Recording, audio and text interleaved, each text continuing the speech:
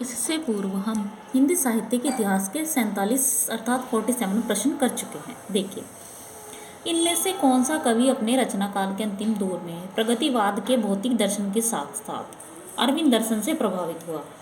मतलब प्रगतिवाद के रचना काल में के अंतिम दौर में कौन सा कवि भौतिक दर्शन के साथ साथ अरविंद दर्शन से भी प्रभावित हुआ था? कौन हुआ था? सुमित्रानंदन पंत। ठीक है।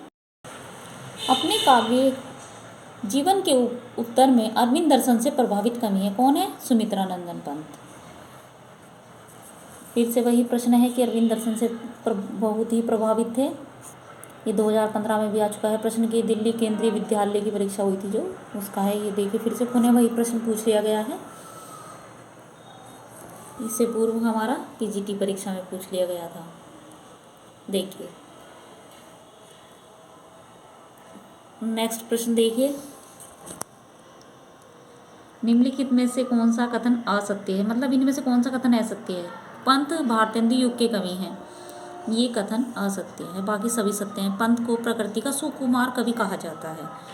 पल्लव पंत की रचना है, लोकायतन महाकाव्य की श्रेणी में आता है। ठीक है, ये सभी सत्य हैं, असत्य है।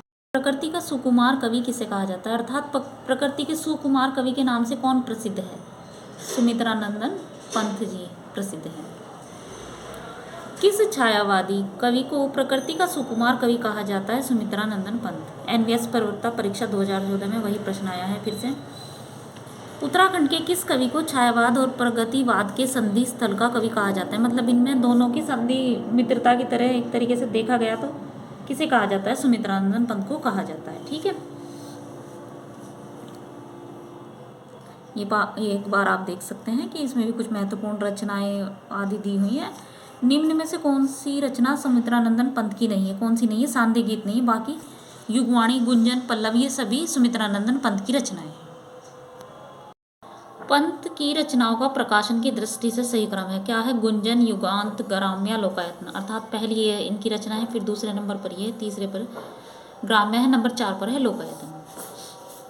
निम्नलिखित पुस्तकों में से किसकी भूमिका को छायावाद का घोषणा पत्र कहा जाता है? पल्लव को कहा जाता है। ठीक है। निम्नलिखित में से कौन सी रचना महाकाव्य नहीं? कौन सी नहीं है? पल्लव नहीं है, बाकी सभी महाकाव्य हैं। कामायनी, प्रिय प्रवास, साकेत। ठीक। बुरांस कविता के रचयिता है कौन है? सुमित्रानंदन पंत है बुरांस कविता के रचयिता। साहित्य में महाप्राण किस कवि के लिए प्रयुक्त होता है? किसके लिए? निराला के लिए प्रयुक्त होता है महाप्राण।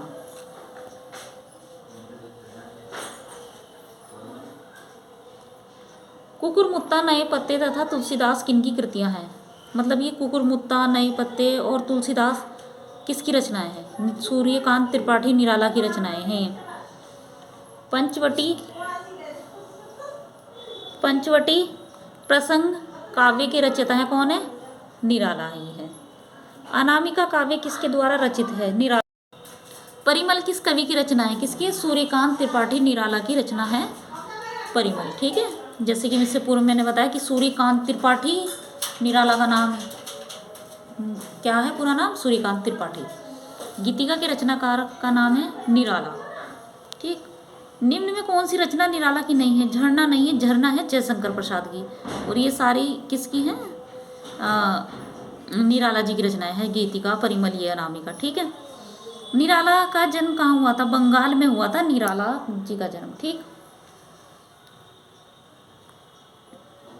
साहित्यिक क्षेत्र में सर्वाधिक विरोध किसका हुआ था? निराला जी का ही हुआ था। ठीक है, सबसे ज़्यादा साहित्यिक क्षेत्र में विरोध जो किया गया वो निराला जी को झेलना पड़ा, मतलब साहित्यिक विरोध।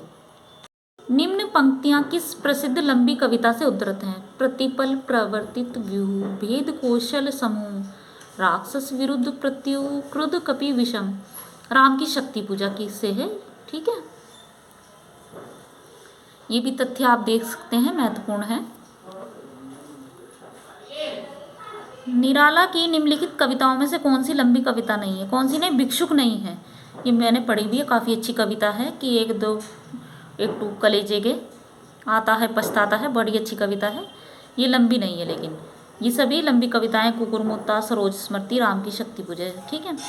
निराला की बादल राग कविता का संबंध है किससे? प्रकृति के सौंदर्य से, अर्थात प्रकृति से संबंधित कविता है बादल राग किसकी? सूर्यकांत त्रिपाठी निराला जी की।